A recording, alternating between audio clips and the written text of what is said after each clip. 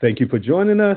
You're now attending the webinar entitled Agriculture as Folklife, Reclaiming Land, Seed, and Cultural Futures. Our leader for the session is Pantaleon Florez III, Ethnobotanist, Common Ground Program. We're also joined by two of our Teacher Advisory Council members, Delisa Alejandre, who is a longtime participant of our programming, but who is also a part of our Teacher Advisory Council this year. And we also have Briana Delano, who is out of Florida. And thank you both for joining us this evening and supporting our webinar series. So again, everyone settle in. We are going to go ahead and get started. Pantaleon Florez III wholesale markets fruits, vegetables, and herbs from a small farm in Lawrence, Kansas. His farm, Masewakwale Farms, means the people's farms. In Naut, the language of indigenous Uto-Aztecan people, the farm houses a seed breeding, reclamation, and sovereignty program, as well as a policy and advocacy program aimed at feeding people in need by implementing food as public work. As an ethnobotanist, Florez grows and researches varieties of ancient heirloom corn, beans, squash, peas, and peanuts from Mexico. As part of Florez's sociocultural and anthropological research, he conducted a sustainable agriculture research and education grant project that compared no-till and indigenous Mexica planting practices from the Florentine Codex of 1552, a 16th century Mesoamerican ethnographic book series. Florez also serves as Lawrence Public Schools farm-to-school coordinator. There he is working to integrate agricultural education into the school curriculum, assist other farmers in selling directly to the school district, and serving on a tri-state working group with the Departments of Education of Kansas, Nebraska, and Missouri to implement Heartland Farm to School and ECE Institute. He most recently helped turn a closed elementary school kitchen into a mid-tier value chain, school district-run bakery, and he inspires to indigenize the school menu in coordination with the local indigenous foodway practitioners. As a chef, Florez cooks dishes using ancestral Mexica crops for the communities he serves through his farm. He most recently catered the opening of a traveling Smithsonian exhibit titled Americans. Each of the three tasting courses were introduced with poetry, enabling him to weave the crops he grew with his passion for cooking and writing.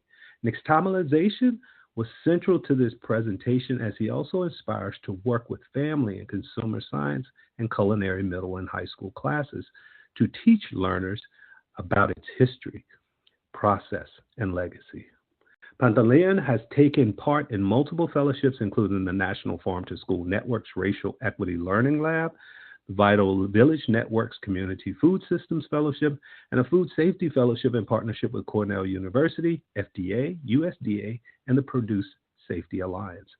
Florez's work with Kansas-grown jicama is currently featured alongside 5 other farmers in an art installation titled Kansas City Reciprocity by Sean Nash at the Kansas City International Airport, which can be found at Gate B48.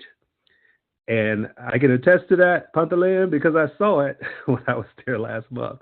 But the sculptural painting celebrates the farmer's commitment to food security, land stewardship, access, sustainability, ecological diversity, and preservation of cultural heritage. Again, Pantaleon, my friend, my colleague, thank you for being here tonight. We look forward to hearing your talk, and we'll go ahead and get started. Again, thank you. Thanks, everyone, for being here. Thank you so much for that amazing introduction and the opportunity to share everything I've got to share with you all this evening. I definitely felt the need to start with poetry. So we'll start with a poem titled Agriculture as Folklife. The hands remember what burnt papers allow us to forget. They read the depths of soil, inkless, and untranslatable. Some say knowledge lives in the clean light of a lab, but I have seen it kneeling in mud and song. I've heard it breathe between a hose swing and a heartbeat. I felt it turn quietly in the wood chip's slow decaying alchemy of return. I lease the ground that grows me, each furrow a borrowed line, each season a question. How long can the roots hold when the map keeps shifting? Still, the corn rises, knowing nothing of ownership. It only knows symbiotic return. What is grown is not only food, it is a memory, a language of repetition, a rhythm our bodies hum when the mind grows tired of proving. This is where I find my teachers, in the turning of the soil, in the migrating frost, in the patience of seed coats splitting open, and in the alkaline soaking of sustenance. Folklife lives here, in the doing, the remaking, the refusal to forget. Every act of care is a tender defiance. Every shared meal, a renewed treaty with all elements. And when we plant, we're not starting over. We are cycling onward, calling back the hand that fed us, the voices that named the winds, asking the land to know us one more season, one more song, one more time to belong. For me, folklife is the expressive culture of everyday life. Folklife invites us into a praxis of liberation. It invites us to a way of knowing through doing in a world that often feels hyper-focused on knowing strictly through laboratory observation, as if every inch of the spaces we inhabit and those we don't aren't laboratories themselves. The concept of implicit bias has taught us that none of us are detached witnesses. Our subjective experience is always an active, unavoidable part of how we understand. Folklife allows us a space to lean into that truth. It gives us room to struggle internally with our own irreconcilable values and interests, rather than forcing us to produce a single idealized consensus for the worlds around us. And yet, there's still a lingering fear that folklife's embrace of subjectivity, contextual meaning, and irreconcilable values undermines the necessary objectivity and quantification that European-derived scientific methodology prizes so much. That fear, I think, explains why folklife is often pushed to the margins, especially by European thought places that seem to pit art against science. I can't tell you how many times I've found culinary even parsed from the arts. Those boundaries serve as gatekeeping mechanisms. They protect a specific, narrow definition of what gets counted as authoritative knowledge.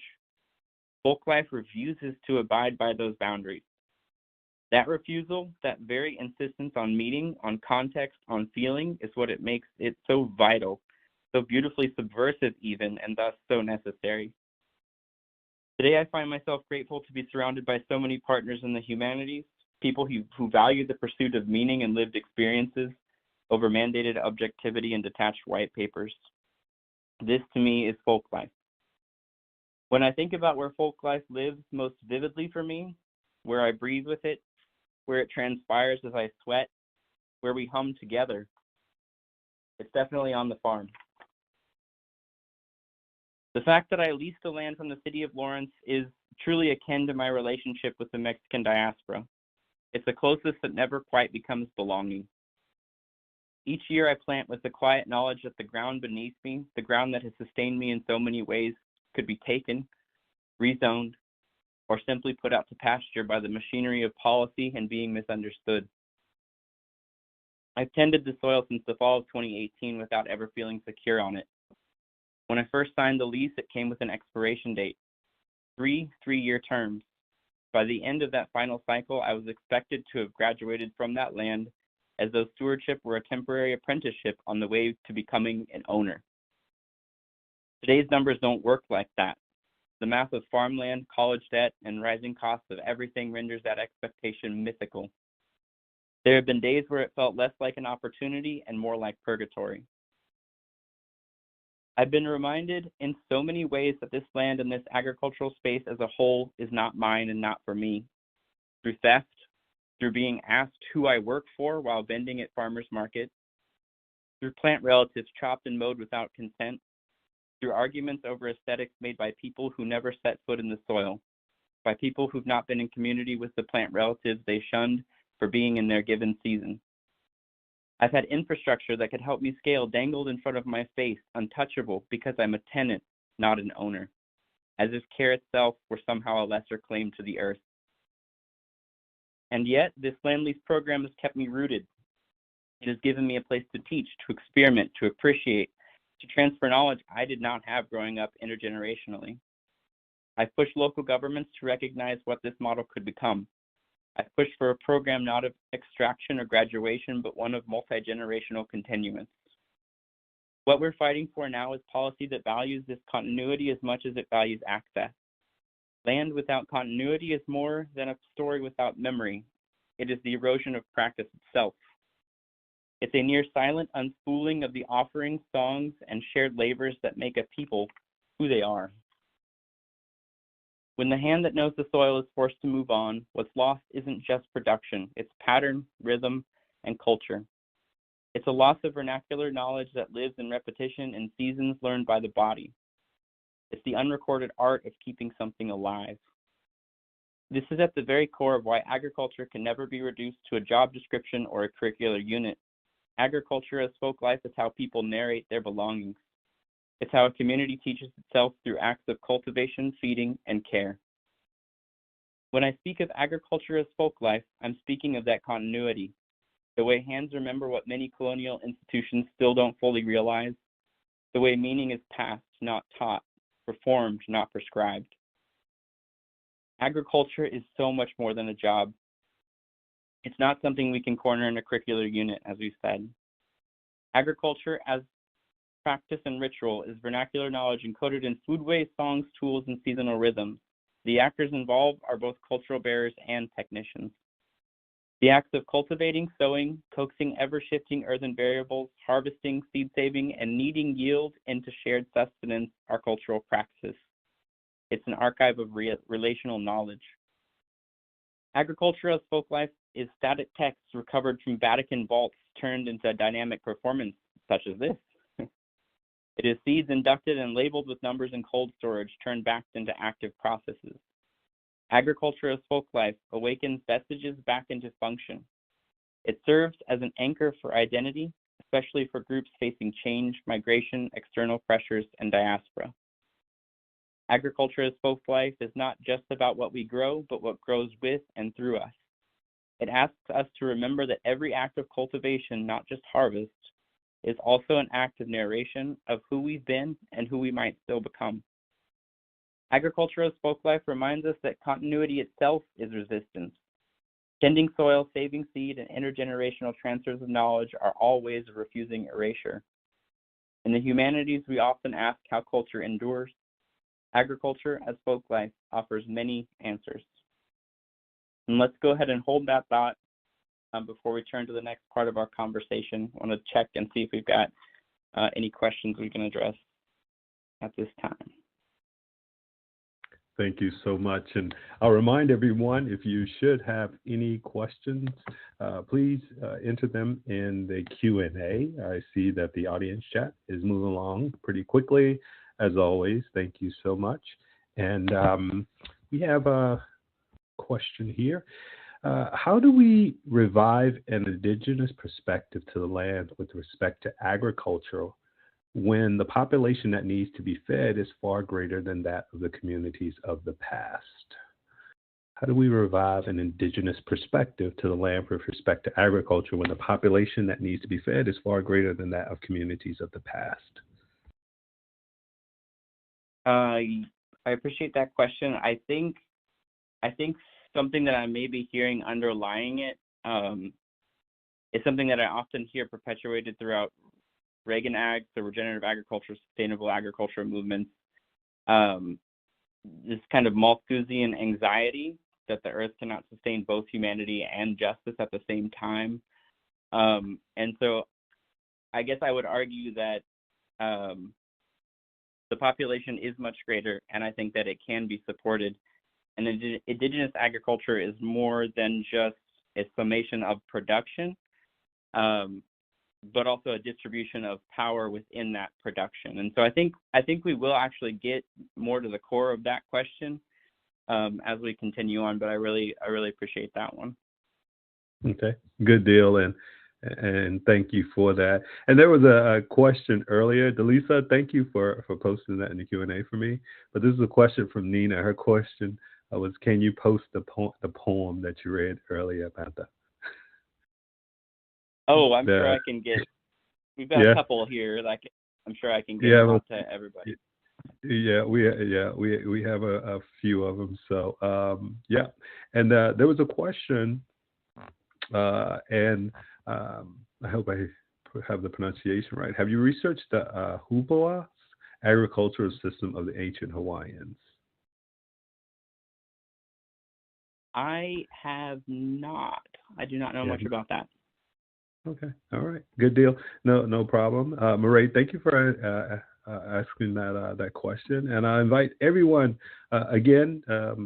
Please, throughout the evening, drop those questions in the Q&A, and we will bring them to Pantaleon's attention at the appropriate time.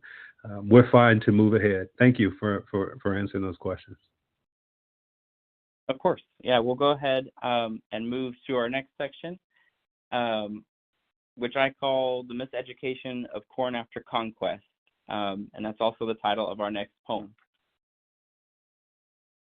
A quiet rebirth beneath the breath of moonlight, not for fear of scorching fire, the pot is stirred. Boiling waters cool while exothermic dissolution hums, cradling the kernels in warmth and motion. The pot is stirred to flay and surrender the skin. Before false serpent feathers drifted ashore, before steel tried to take our names, before intercessions attempted to silence our songs, there was only this. Hands in water, stone and seed conversing, the night's womb blooming sustenance.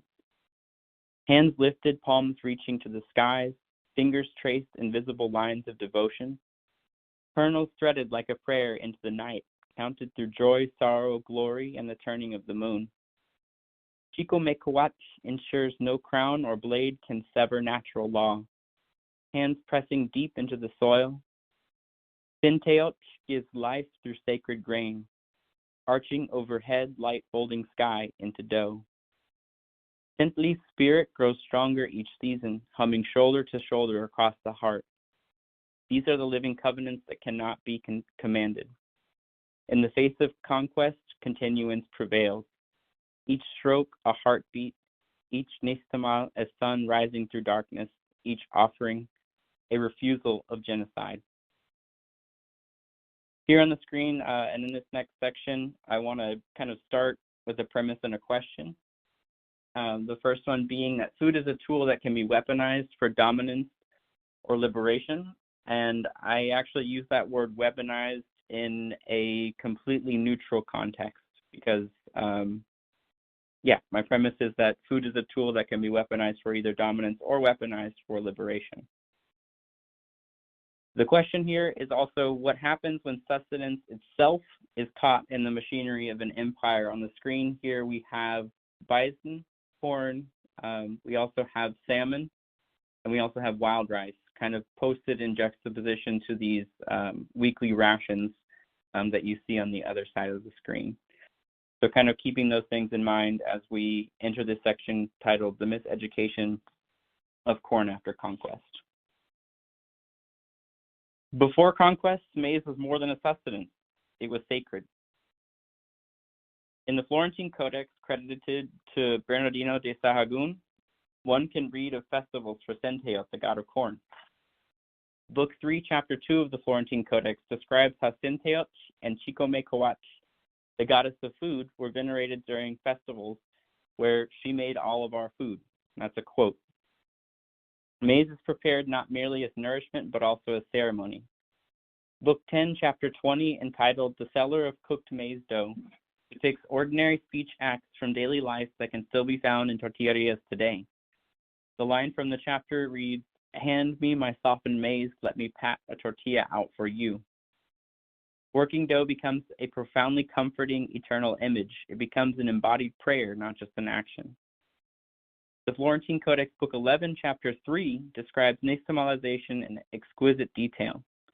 Nixtamali, which is corn cooked in lime water and then ground to make dough, They cook the maize kernels in water with calcium hydroxide, and after the maize has been cooked and softened, it is washed to remove the hulls. This process makes the maize easier to grind, improves the flavor, and increases its nutritional value. This was known chemistry, nutrition, ritual, and devotion all in one. This is an indigenous scientific knowledge perfected over millennia. Despite clear indigenous expertise, colonial observers largely ignored nixtamalization. They often treated indigenous foodways as superstition or idolatry. The crop was adopted, but the ceremony and the process were interrupted. The 1900s English compilation, The Conquistadors, first-person accounts of the conquest of Mexico, quotes Friar Francisco de Aguilar in the early 16th century, calling maize worship a great abomination. Tinteot, along with all of the other gods, were largely demonized. What had been sacred science became in European eyes dangerous paganism. Colonial conquests are never just the conquest of land. The codices represent the conquest through knowing. Records created under Sahagun are mostly out of desire for anthropological record, but even they ultimately serve to subvert local folk life.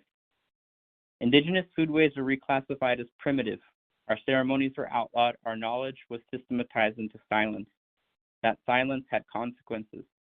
That silence still manifests itself as codices locked in Vatican vaults today. When Europeans brought maize home, they brought it without context, without folk life. They cooked it without kal, or calcium hydroxide, never knew its ceremony, and ultimately they robbed their bodies of niacin, a vitamin that helps regulate the nervous system, the digestive system, and our skin. The result was pellagra, a slow, devastating disease that killed hundreds of thousands of poor Europeans. Olderico Bernardi's work, Peasants' ABCs, is cited in by Gentlecore in Pellagra and Pellagra's Insanity in the long 19th century, stating, maize polenta was cheap and filling. Its consumption and its unadorned monotony became associated with the peasant condition. There are no doubt roots in maize being considered only really fit for meat animals. What was once sacred was rebranded as suspect. There's an echo I can still hear in the ways we malalign corn today. This includes processed syrup and industrial monoculture that ultimately inhibits heritage maize production. In my current location and in pretty much any rural river bottom soil across this region or even country, there are masses of pollen that I don't want crossing with my corn. I can only grow every other year when the neighbor farmer is in soy rotation. They always do corn one year and then soy the next, and corn and soy. I can only grow in the years he's doing soy. I dream of heritage grain corridors where protections and agreements between people within these corridors make it safe to practice my folk life every year.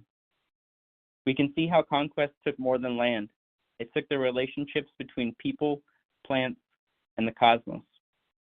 Now our voices in the book The Broken Spears speak of ceremonies and seeds lost to fire and conversion. It speaks of silence, elders, and songs that once guided planting seasons falling quiet. Yet codices like the Florentine Codex still carry those rhythms. Designed with control in mind, they served as time capsules, as seeds themselves. They waited hundreds of years to be returned. They traveled in a form that gives diaspora access, at least in part, to what was stolen. It carries those fragments of continuity as evidence of its persistence amid erasure. What survives in memory, in kitchens and fields, stands as quiet defiance. Agriculture as folk life is the hand remembering how to knead, how to plant, how to watch the weather, how to cope systems full of variables, how to see the perennial life through the intentional overgrowth, and so much more. The miseducation of corn after conquest is not just historical, it's ongoing. I had a group of teachers show me their 5th grade unit on corn. They were rightfully concerned to question the influence of Big Ag, as they called it.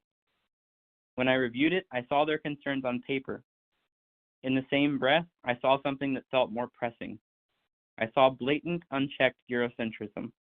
I saw indigenous erasure in notes about cover cropping systems. I saw an opportunity to extend experiential learning to our 5th graders. And this fall, I was fortunate to be invited to Langston Hughes Elementary to speak about heritage maize. This year, I grew chapalote. I went to the field and dug an 11-foot stalk. There, with 50 fifth graders, we discussed everything we're discussing right now. They learned the chemistry. They named the parts of the corn as I pointed to them.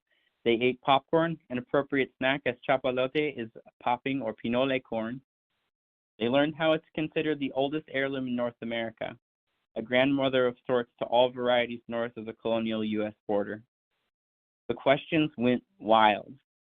A hand in the back led to discussion on ethanol. Postured as a yes and no, a binary of bad and good, I opened the path for nuance. I could tell this young person had some familial connection to corn as a commodity crop that came in the way he so specifically asked the question on ethanol, and I appreciated that moment greatly. I told the group that it is a reality that I want them to start thinking about how they want to approach it. I reminded them of my desire for heritage grain corridors, and I emphasized production that is not harmful to the earth and its entities. I'm not here to dictate. That, I believe, is antithetical to agriculture as folk life. It requires critical engagement and teaching discernment being our key word here. Outside of the Eurocentrism in the curriculum, there aren't any industry components of the 5th grade corn unit I would leave out. They need to know it all. They need to understand everything that's going on with it. I would just build in some more discernment, storytelling, and dialogue, and I was very happy to get that opportunity to do that with them. I would like to go ahead and just move straight into the next section. It's a bit dense, so I want to get right to it. We're going to move into seed stories and cultural memory. Having discussed how conquest disrupted maize, we now turn to the ongoing work of reclaiming seeds and the cultural memory they carry. These are continuities that survive in hands, databases, and fields today, some of which, like the herb papalote, pictured here in the middle top, must be carried out year after year after year, or else their seeds will become unviable. Papalote is what was used and is still used in Mexica cooking before the Spanish brought cilantro, because cilantro is not Mexican. It's actually from the Mediterranean. I can actually see why people replaced papalote with cilantro, because they have a very similar flavor profile, though among the 20 people I've tested who have the cilantro version, they do not have that with papalote. Also, as a producer, it grows through our Kansas heat. We get into the 110s, we get into the 80% humidities, and it thrives. And so I grow it on my farm today. We've also talked about how conquest didn't just target people. It targeted their relationships to land and to life. At the center of that attack was not always exactly the seed itself, but the ceremony, the process, which of course does not exist without the seed. This combination is an inherent co-creation. I want to share a piece of my own journey with seed reclamation and how I came to work with the USDA's Sustainable Agriculture Research Education Program and the Germplasm Resources Information Network, or GRIN. I grew up here in Kansas, where I didn't have public access to Mexica texts or books about my culture. Our public libraries didn't hold those kinds of stories. After graduate school, I moved to California, and all of that changed. I accessed the Berkeley and Oakland library systems, and one day I was reading an article that had a footnote, which led to another footnote, which eventually led me to Codex Barberini, a Mexica herbal that was both written and illustrated by Mexica people. It's rare to find a codex that wasn't filtered through a Spanish lens, so that text is especially dear to my heart. The original book from 1552 was painted largely on fig paper surfaced with fine talc, which absorbed and retained the vivid colors.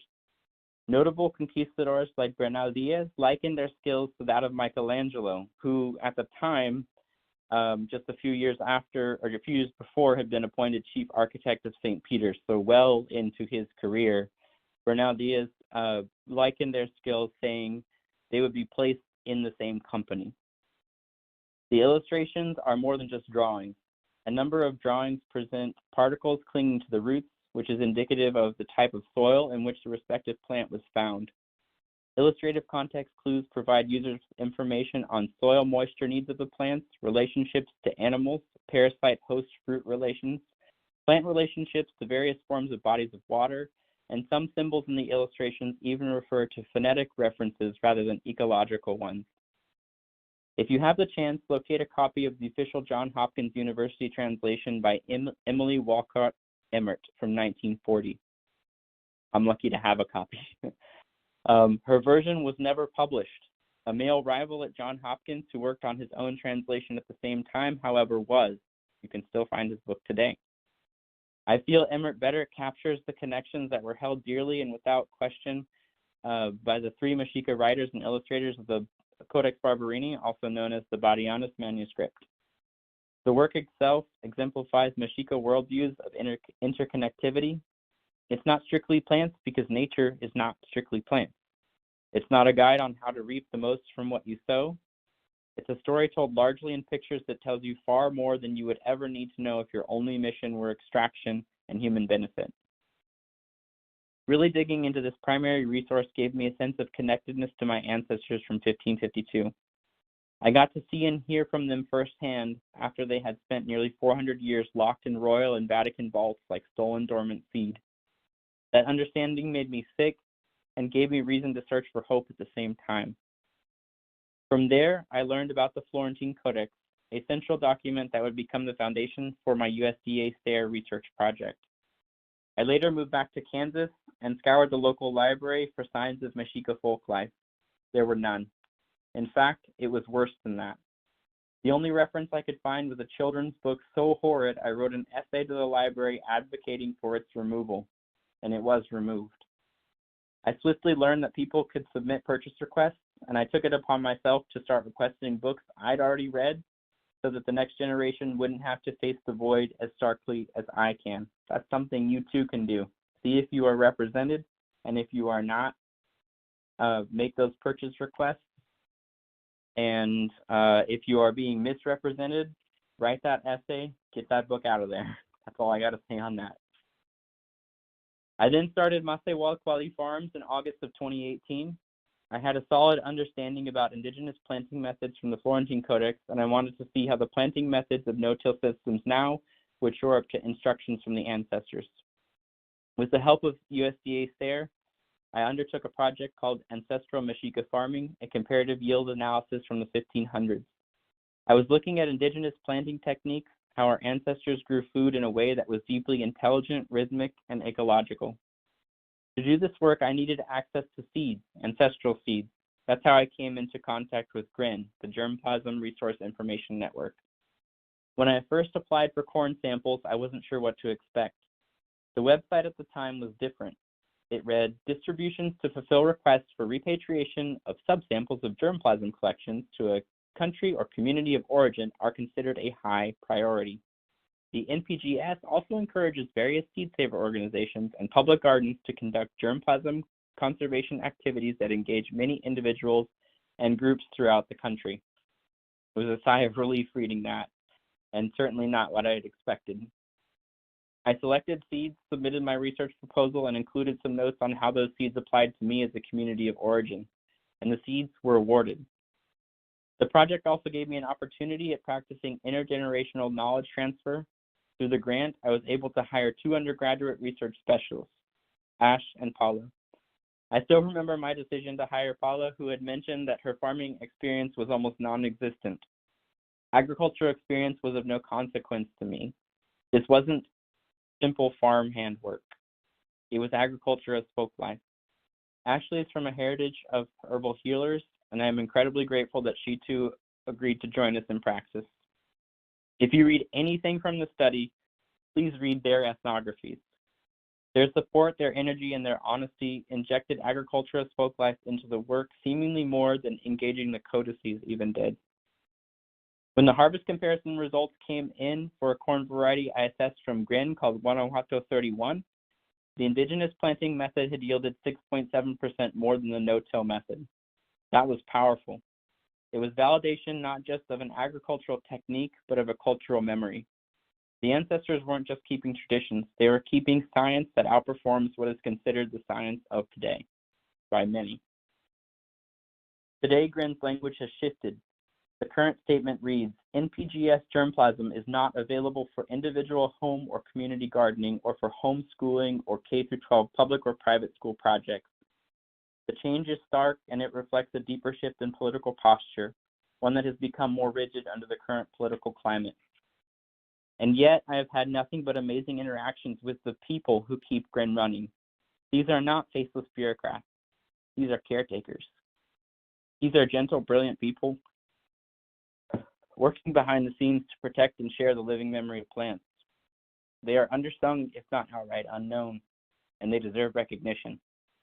My thanks goes out to those seed induction station workers. So how does seed research and reclamation work in practice? I'd like to equip you all with things that I've learned. GRIN is tied to the National Plant Germplasm System, or NPGS. It is a vast collection of seed samples held across the United States, stewarded primarily for professional plant breeders and research scientists. Access is limited, but it is not impossible. In fact, requests from producers are considered if the seed is not readily available commercially. Educational use is also allowed at the college level with a faculty sponsor. The induction station functions have been disabled are currently disabled due to shutdown politics. The database itself at least remains intact. The other day when I went to look at it, it wouldn't even load and my heart skipped. I don't even know how many beats. I've since been able to get it to load and do further research on that database. My heart again goes out to those seed induction station workers who may be continuing their work despite suspended compensation. Those plants in the field that they're stewarding for seeds don't just hit pause, right? So navigating the accession database can feel overwhelming at first, but they've included a really powerful advanced search feature. So let's say you're me looking for seeds from your family's homeland, in my case, Guanajuato, Mexico, where my great-grandfather was born. You'll go to the advanced search. Under origin, select the country, in this case, Mexico. Another drop-down menu will pop up and say Guanajuato. You can also filter by genus, species, and crop type if you know the botanical names. They not only give you information on how many seeds you can assess, but you can also see other metrics such as sugar content, percent of oil, disease resistance, and so many other things that are really important for breeding seeds. I encourage everyone to go check this database out. Even if you're just browsing, even if you never submit a request, it's a form of cultural engagement that not many of us have been able to take part in, or even known to take part in. You begin to see that these seeds are not just genetic codes, they are biocultural records. They come with names, places, and lineages. There is tension in reclamation. I want to be honest and I want to provide nuance.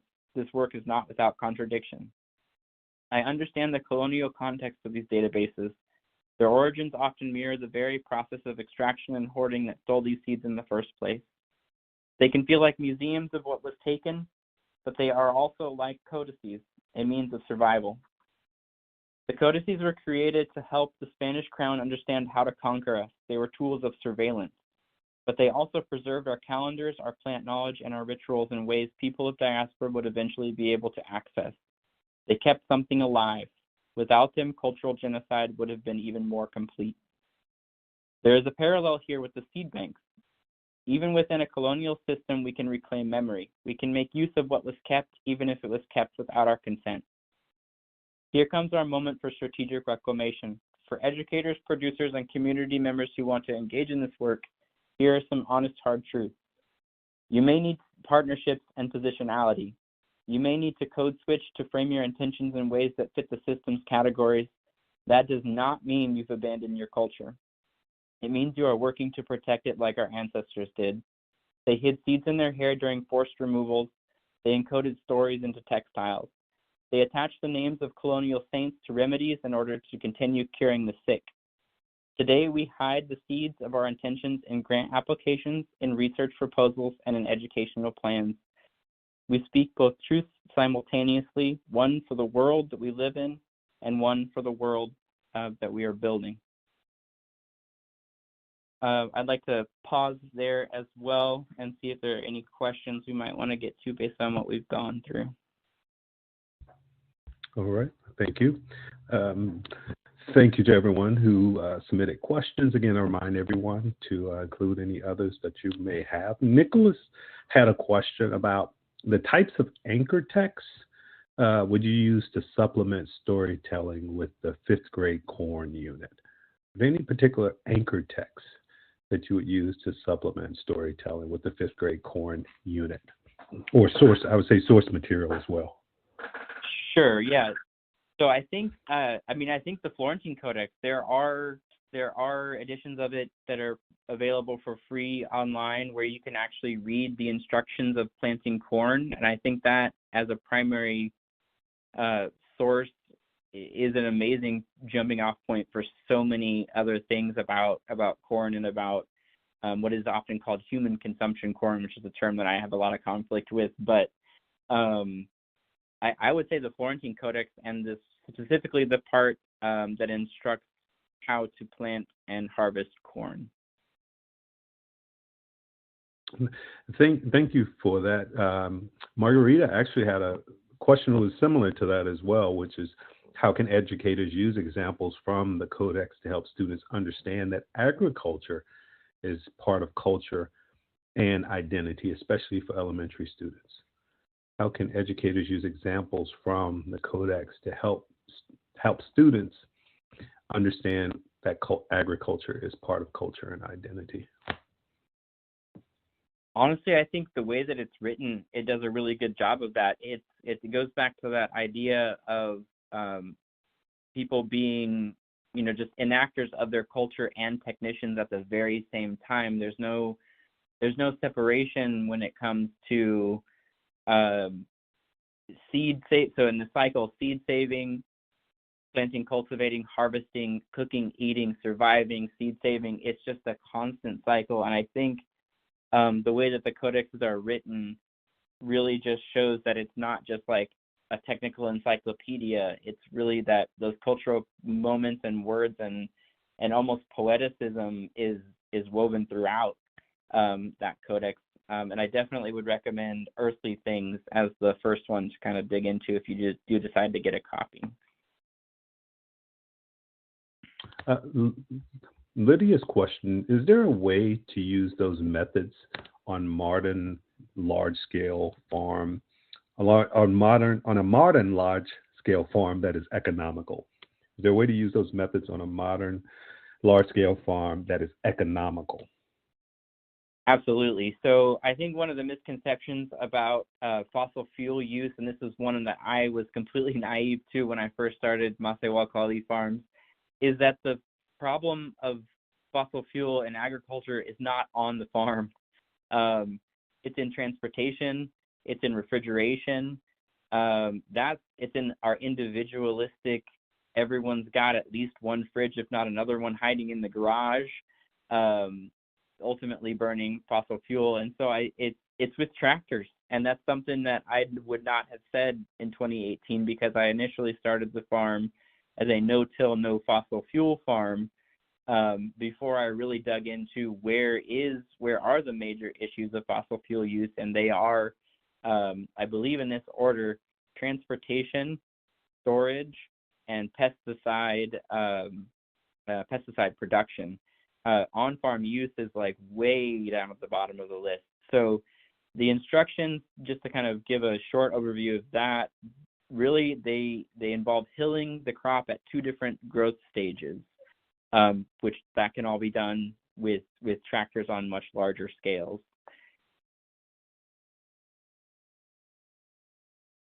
Perfect. Thank you. We had two additional questions. What is the website called from Jonathan? And I believe they're asking about the GRIN Global Database. So I'm going to drop that in the chat. Pantaleon, I know you made reference to it earlier. And again, if there are any additional questions, please feel free to drop them in the chat. We'll move along. And I will drop that link in the chat a few times because I know the chat will move pretty quickly. So we're okay to move ahead. Thank you. All right. Thanks for dropping those in the chat. And I did see, is it useful tool for high school level lessons for 11th grade? Absolutely. Yeah, definitely. really, really good one for really even younger than that. I mean, I think as long as you're maybe prefacing it with a conversation about investigating your own heritages or understanding more about it, that would lead right into being able to search based on geographic locations of those accessions. So absolutely a useful tool for high school and even younger.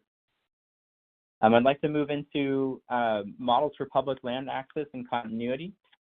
That's our next section here. Let me make sure I get my slides up.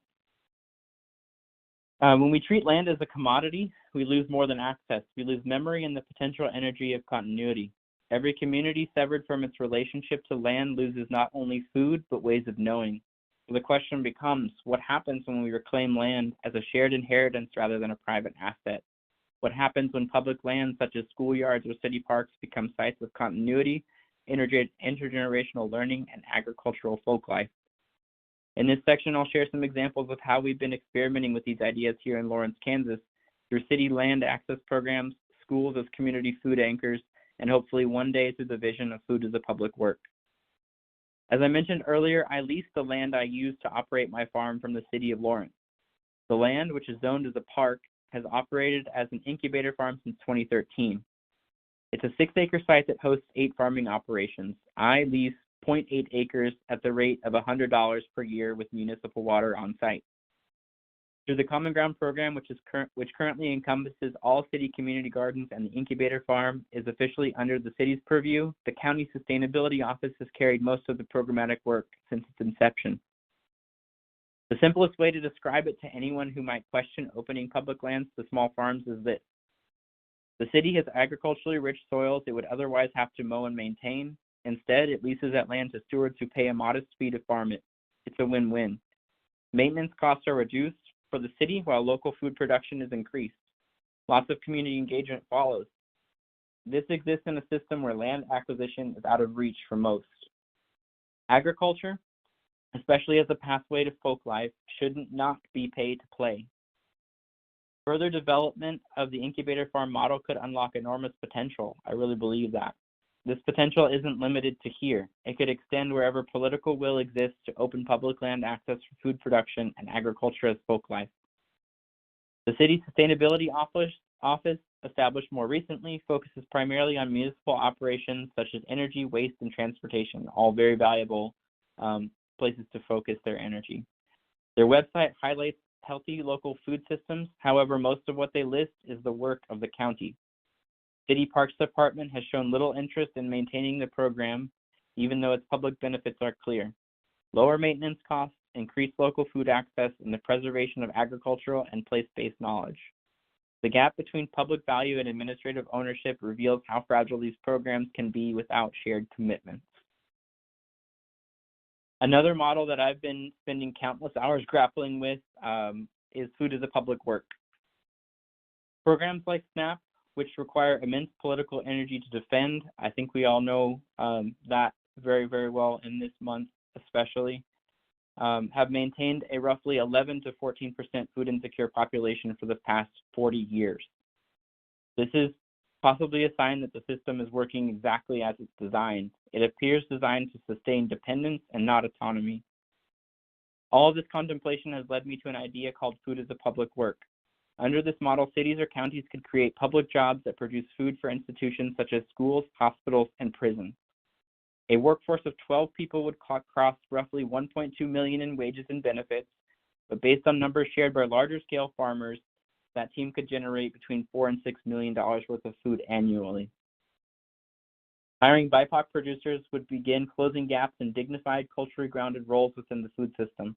They would provide health insurance, retirement benefits, and a pathway toward folk life for public good. The city already controls around 300 acres of prime farmland. Funding such a workforce would take about 0.25% of our city budget. The money exists. The political will, however, does not appear to exist. And if anybody is wanting to investigate how much land your city owns, I basically scoured the county GIS property viewer and found parcels that were the city of Lawrence and started adding them all up. 300 acres that the city owns of prime farmland. In the times we are in, I cannot keep thinking about what things would look like locally if people in power had taken the idea seriously when I started circulating it back in 2020. Annual crops would be in solid swing, fruit, bush, and tree orchards would be coming online. Heritage Grains would now be stocking food bank shelves and supplying our district-run bakery. In summation, I believe food as a public work has potential to move us from combating hunger with programs that focus on subsidizing procurement to ones that subsidize production while incorporating agriculture as Folklife. This is, of course, not to say that SNAP should go away overnight. I've heard that argument made that I did not make from many SNAP educators over the past few years. There are multiple prongs to solutions that we must find. To drive the point home, the federal government spent an additional $120 billion on agriculture in 2020 alone. That's on top of Farm Bill. If 4.3% of this had been dedicated to food as a public work, we could have established $100 million farm endowments in every state, DC, and Puerto Rico.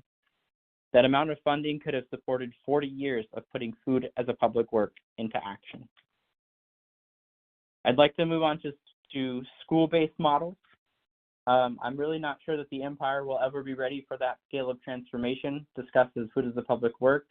However, I do know there are government-supported programs already capable of enacting agriculture as Folklife, and one of those is Farm to School. Lawrence Public Schools, where I serve as part-time Farm to School coordinator, has 10,317 learners, 530 of whom represent over 100 tribal affiliations. Across 17 national school lunch program sites, 38% of our students qualify for free and reduced price lunches. At 9 of these sites, that figure exceeds 50%. Despite an annual meal debt approaching $160,000 per year, our district maintains a feed every child policy, absorbing the debt through the general fund. These are funds that could otherwise go to staff wages or benefits. Food insecurity within schools ripples far beyond the cafeteria. My Farm to School coordinator role accounts for 40% of my overall position as the district experiential learning specialist, funded equally by the district general fund and our school food authority. The work ranges from supporting food service operations and integrating agriculture into curricula to coordinating resources for building level gardens and district-wide agricultural education. I spend the start of each school year in kitchens that need the most help. I co-develop menus and educational content for the Fresh Fruit and Veggie program and host an annual producers meeting to build purchasing relationships with local producers. Last year, 16%, of our roughly $3.1 million food budget was spent locally. That's $500,000 in local dollars staying here.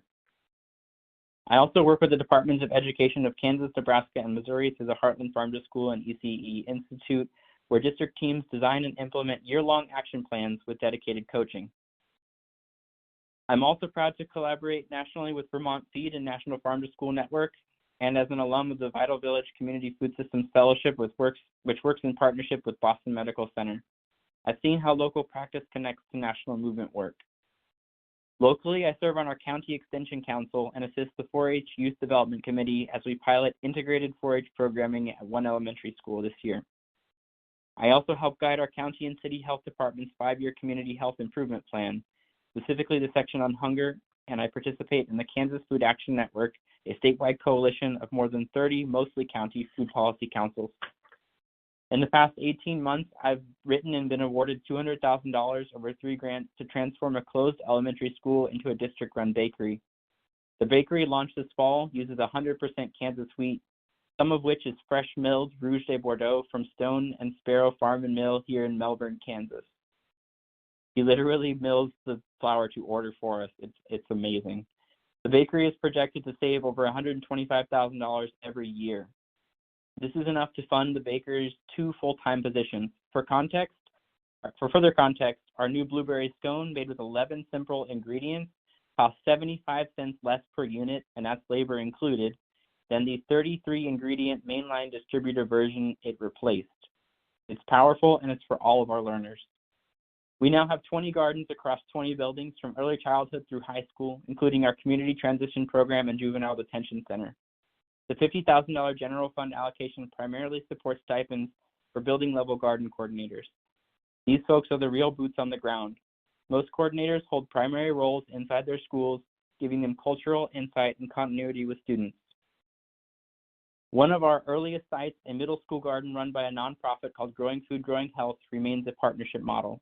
We provide land and an annual stipend equivalent to a garden coordinator's pay at the middle school level. Their youth leadership program trains paid student workers to grow food and donate it to the Ballard Center, a community partner supporting family stability and early childhood education. Each piece of the farm to school and city county government structures functions as its own agricultural microcosm. Each holds potential energy as a lever for agriculture as folk life. Each reflects the community around it. They carry different soils, realities, stories, and crops. I believe all of them hold the possibility of activating relational knowledge, creativity, and care within their local context. Together, these programs reveal what becomes possible when public institutions hold space for agriculture, not merely as sustenance, but as continuity, culture, and care. Continuing on to our next section, cultural futures and food sovereignty. So when we ask ourselves what futures are possible, Agriculture as Folklife asks, what can communities achieve when they reclaim and protect their seeds, their land, and their knowledge? As we've learned, agriculture is more than an industry or a curricular unit. It's a living archive of culture, memory, and creativity. When we reclaim it, we reclaim not just food, but agency. Across the world, communities are already living this work. Some are uninterrupted. Many are reviving seed varieties deemed lost, reconnecting with soil that holds stories across generations, and rediscovering the practices that sustain their ancestors. This is the essence of agriculture as folklife, the continuity of practice, the care of tending of relationships, and the cultivation of culture alongside crops. In this section, I want to share how I center myself, what is happening in my community, one concrete model of reclamation, and how these practices ripple outward, creating networks linking local action to regional, national, and even global systems. These are the stories of reclaiming, remembering, and reimagining food sovereignty, not as an abstract policy goal, but as a lived relational work. Lived relational work. Okay. My centering point of reference for seed work is Mexico. Officially in effect this past March, Articles 4 and 27 of the Mexican Constitution highlight just how explicitly countries could protect their cultural crops. Both of these articles are found in Chapter 1 of Human Rights and their Guarantees. Article 4, titled Equality, Family, Health, Environment, Housing, Identity, Culture, Sport, and the Best Interests of the Child, establishes corn's high status in Mexico. It also establishes a clear, absolute ban on domestic production of genetically modified corn to prevent the contamination of indigenous genetic resources. There are three key components to Article 4 I want to address. The first is a most heartwarming decree. Mexico is the center of origin and diversity of corn, which is an element of national identity, a basic food of the people of Mexico, and the basis of the existence of indigenous and Afro-Mexican peoples. The second reads, its cultivation in the national territory must be free of genetic modifications produced with techniques that overcome the natural barriers of reproduction and recombination, such as transgenics. Definition thereof being one or more genes coming from another organism and is introduced by artificial means, so it's not inherited. The third reads, any other use of genetically modified corn must be evaluated in terms of legal provisions to be free of threats to the biosafety, health, and the biocultural heritage of Mexico and its population. It's a profound statement of national and cultural heritage, an absolute cultivation ban on vulgarized varieties of corn, and a mandate on public health and biosafety. Article 27, titled Ownership of Lands, Waters, and Natural Resources, solidifies the Mexican government's commitment to agrarian development by actively defending indigenous corn. This article also carries three key components, the first of which is really twofold, and it places the burden of protecting and including rural populations on the state by guaranteeing their, quote, participation and incorporation into national development. The same clause exemplifies agriculture as folk life by combining that defense of people with the protection of their folk life. This combination to me is the mark of an honest system. It states, the state will prioritize the promotion and development of agroecological practices and the preservation and protection of native seeds, varieties, and breeds. Article 27 doubles down on the GM ban, stating, the optimal use of land shall be guaranteed free of genetically modified corn crops and seeds. Additionally, Article 27 states the state shall protect and promote traditional knowledge and rural agriculture, especially the milpa system, prioritizing food sovereignty and the supply of basic food for the population. Within the U.S. context, there are many steps we'll need to take together to even build a fraction of what Mexico has achieved. Yet again, I question whether the empire will ever be ready for this scale of transformation. At the same time, I constantly remind myself that it doesn't have to be ready as long as we are. Communities are creating seed libraries where farmers, gardeners, and youth can borrow, cultivate, and return seeds. Collaborative plantings in schoolyards, parks, and community plots are more than experiments in production. They are lessons in care, relational ethics, and intergenerational learning. On my farm, I've been experimenting with multiple seed lineages. Most of these lineages are from Mexico and even more specifically the state of Guanajuato. As we mentioned, Guanajuato 31, a maize variety whose lineage is traced back to where my family came from in Mexico. Working with the seed is not simply about preserving genetics, it's about honoring the labor, knowledge, and stories embedded in every kernel over thousands of years. It's about reclaiming a lineage of care that was interrupted when communities were severed from their land and foodways. Relational ethics are central to this work. Seeds are shared with agreements of reciprocity and custodial care. Farmers commit to cultivating them responsibly, documenting their growth, and returning seed to the community so that its circulation grows.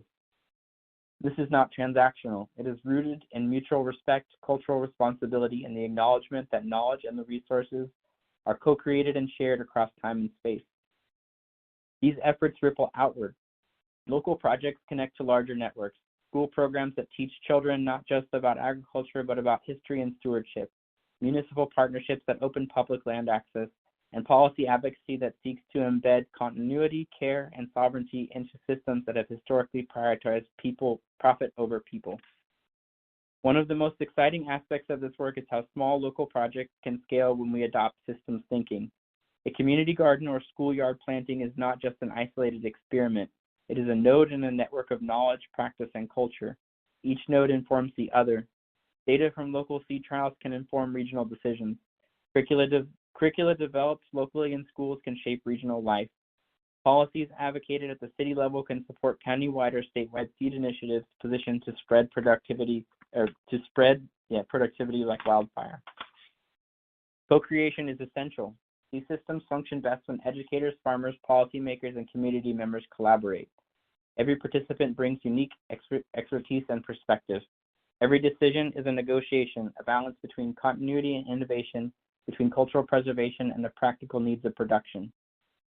Systems thinking reminds us that sovereignty and resilience are relational. A single garden is strong only when it is connected to others. A single seed is meaningful only when it circulates in the care of those who understand its history, its potential, and its cultural significance. So how can we as educators, farmers, and community members contribute to these futures? First, we experiment. We plant seeds, we test practices, we learn from failure as much as success. Documentation is key, and the format of that documentation must be culturally relevant. We record what we observe, what works, and what doesn't, so that knowledge continues beyond our own lifetime. Databases like GRIN or local seed registries are powerful tools when used responsibly. They allow communities to track varieties, connect with one another, and safeguard genetic and cultural resources. These tools are only as valuable as the ethics behind their use. Shared stewardship and reciprocity must guide our engagement. Finally, partnerships devoid of dominance matter. Collaborations across generations, disciplines, peoples, and geographies make continuity possible. Locally, we have people working on the Douglas County Indigenous Food System Study and Action Plan.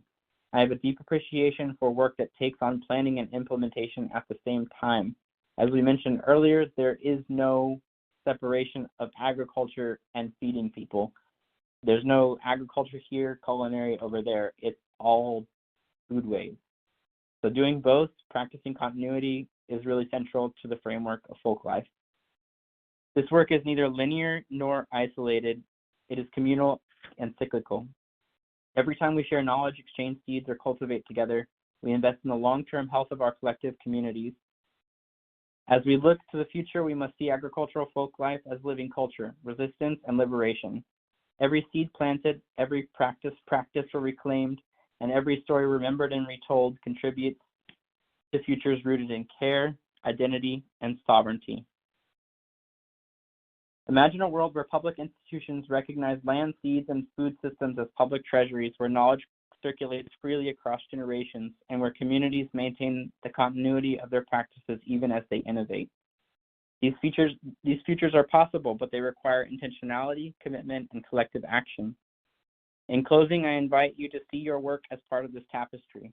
Reclaim seeds, reclaim land, reclaim knowledge, and not just for yourself, but for others. Experiment, document, and share. Build partnerships across your schools, neighborhoods, and regions. Every gesture, no matter how small, activates potential energy that together can reshape systems, restore culture, and create a world where food, land, and knowledge are not commodities, but rights, relationships, and continuity. We began with a poem, and I would like to end with one too. I call this one What Returns. Not every future is built forward. Some are unearthed, dug from the gatekeeper's graveyard.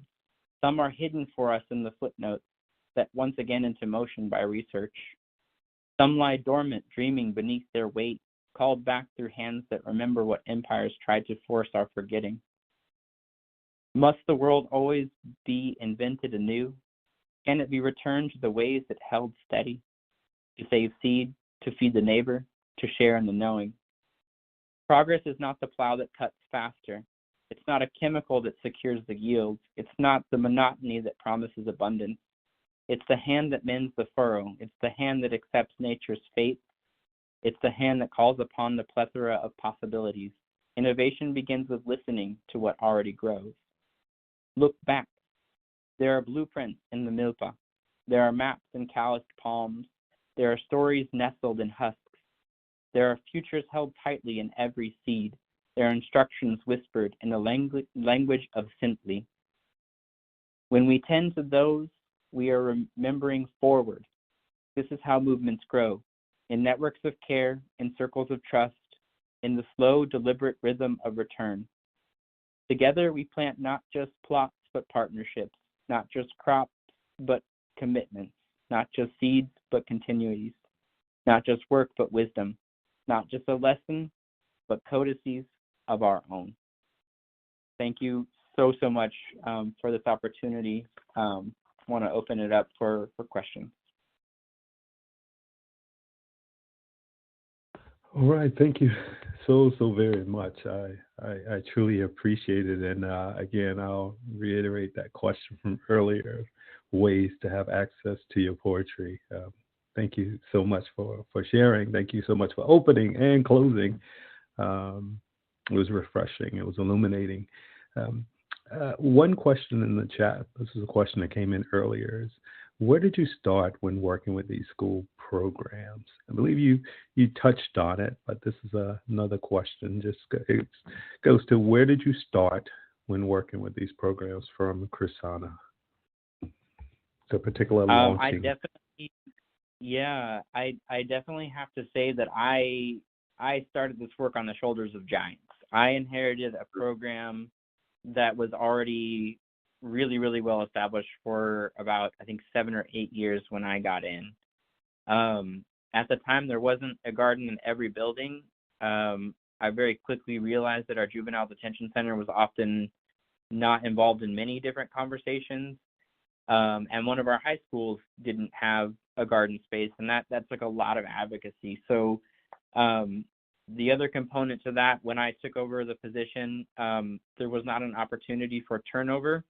The person who had this position had passed away very unfortunately, and so I kind of had to figure out what was going on by just connecting with people at the building level, by connecting with those garden coordinators who were already there. If I had started, let's say I came into it and it was a brand new position with nothing, no gardens, no anything, I think I would start with those physical spaces and creating those very, very intentionally as outdoor learning environments that are open to all kinds of chaos. We've had some pushback from community about the way that a space looked. And it was interesting to me because, we see a missed layup. We see a falsely written math equation and it's messy and it's learning, but when it's plants and they're quote unquote all over the place, it doesn't get the same look. So starting not only with the physical spaces, but also starting with a conversation that says, hey, we're creating a learning space that to the conventional record will look chaotic. It is just learning being messy, because learning is messy. So I inherited a whole bunch of amazing work. If I was starting from anew, I would start with that conversation of learning is messy. We need some ground. I hope that gets that at the core of the question. Thank you. This is an extension of those spaces. You mentioned that innovation begins with listening to what already grows. What are some recommendations, or what are some specific observable features of local school grounds or community environments or landscapes should we instruct students to quote unquote listen to? Soil composition, existing plants, listening so that they move. Yeah, so they move beyond just seeing to truly understanding. You have recommendations? Absolutely. So I always recommend that if there's a space that you're thinking about interacting with and growing things on, that if you have the time to do so, that you observe it for a year. With minimal, that may get messy, quote unquote messy again. That's our going back to that aesthetics thing. But understanding how the sun moves through it in different parts of the season. Listening to even the concrete. So our last high school garden that got established was closed in on 3 sides. But that actually provides a microclimate. It provides additional warmth through that concrete to be able to protect what we grow there even more than it would in my open field. Wow. And so I just encourage observation over everything, seeing what's growing there, identifying what you already see growing there, understanding it as more than a weed, right? We think of dandelions and people say, oh, get rid of them, but those roots are good for our liver. There are many uses to them. There are many uses to many of the things that are considered quote unquote weeds. And so observation of what plant life is there, how the cosmos is interacting, mainly being the sun, and even how the human design components impact the area. Does the wall block the wind in a way that's beneficial? Does the wall create heat in a way that's beneficial in colder parts of the year? And so really observing across everything, cosmos, earthen things, and human-built environments, and really taking that time to understand whatever space you're thinking about interacting with. Wow. Oh, great answer. Thank you for that. That sounds like another webinar, another conversation. Right? Yeah. How to see your building. For sure. Candace's question is: you mentioned profit over people. Is it possible for ethical agricultural practices to exist within a system of capitalism? Is it possible for ethical agricultural practices to exist within a system of capitalism?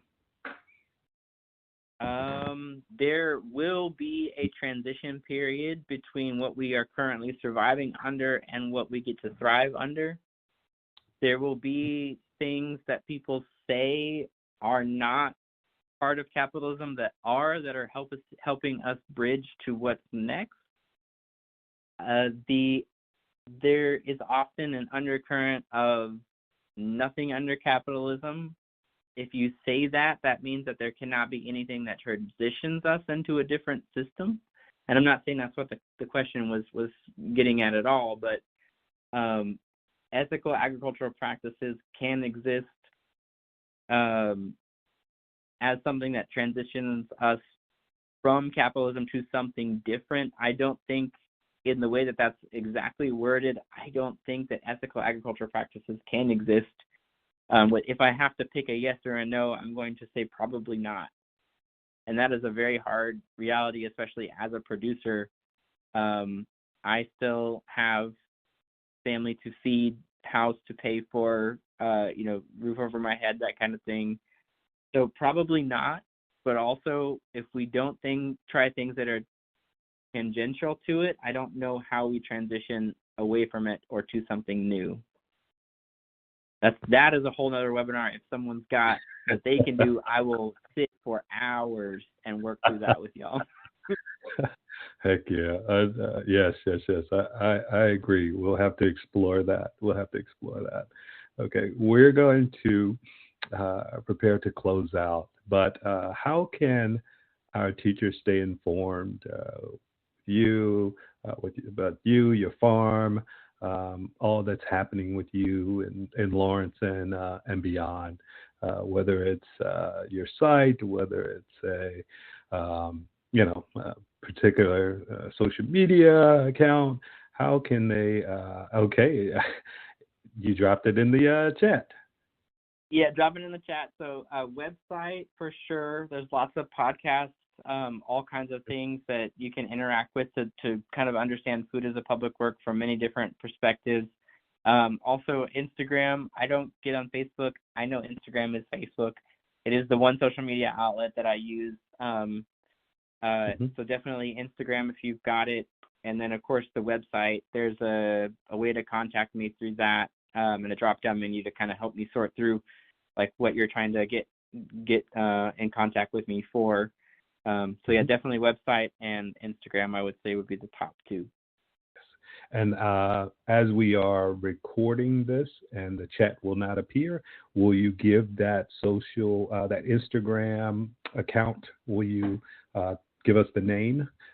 I know it's in the chat, but the chat is not going to appear in the recording. Oh, yeah. So could you give the name of your website as well as the IG account?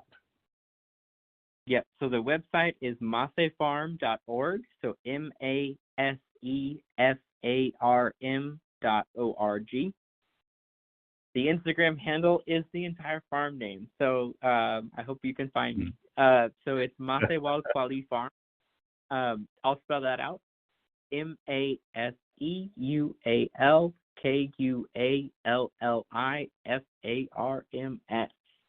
I was not thinking of marketing at all. I was just like, this is me. Here it is. and I'm happy with that decision still. So, but I hope you all can find me on there. I try to post as often as I can. I'm also a toddler dad, so that takes full precedent over Instagram. So I will try to get back to y'all and post a little more often than I do now.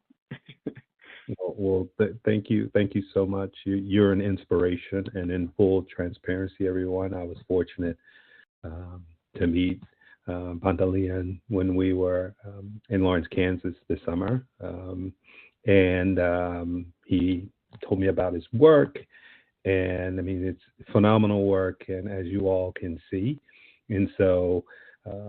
I look forward to continuing to stay in touch with you, whether it's artificial intelligence and digital literacy work, which brought us together, and beyond. So again, we will continue to drop links to the website as well as the IG handle as well, and the additional resources we were dropping throughout the evening, because I see some questions about could you please share the links again? So again, thank you all so very much for being here tonight. It has been an evening, an illuminating and engaging evening. The chat, as I always say, was popping throughout the evening, and just looking at the chat right now, everyone is extremely grateful and extending their thanks to Panta for just being here tonight, and all the best as you continue the great work that you're doing. I encourage everyone to stay in touch with the NHC through our various social media feeds. Of course, you can go to nationalhumanitiescenter.org, get an idea of all the happenings at the NHC. The 25-26 year will continue the work that we have been doing to connect with you all to support the growth, the advancement, and your leadership at all levels. If I can ever be of assistance to you, please do not hesitate to reach out to me. And please don't forget, support the humanities education programs. Our programs provide a bridge between the academic world and the working classroom. Your gift, no matter how modest, can open up a world of ideas for teachers and rekindle their enthusiasm for the subjects they teach by providing the knowledge and tools they and their students need to make a difference. So we have a little bit of a break As we move into the holiday season, we're going to take a little time off. Of course, education programs, we are very active in other ways. So follow us again on our social media feeds, but also at National Humanities Center to find out all that's happening, all that's going on. Our next webinar is scheduled for January 15th with Designing Care-Oriented Learning Spaces with Dr. Kisha Daniels, who's an assistant professor of practice, professor of the practice of education at Duke University. So again, you continue to do the great work that you all are doing. And please do not hesitate to reach out if we can help out with anything at any point. Take care, be well,